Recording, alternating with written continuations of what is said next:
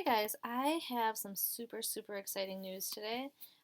Just went to go check the new Cricut Design Space updated the new one, and they finally gave us a search feature on our products, which is amazing. I have thousands and thousands of projects, things that I am always searching for.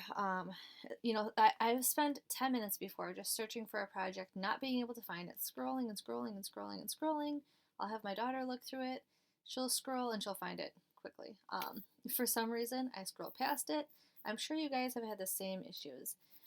So super excited to announce now you have the feature of searching your products. And I know we have all been asking Cricut Design Space for this option for the longest time now, and I'm so excited that they gave us this option.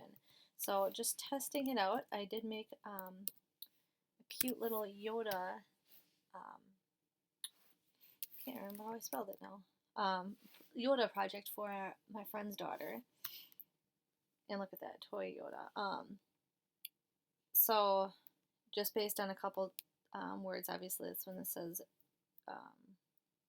toy Yoda, but just typing in toy works.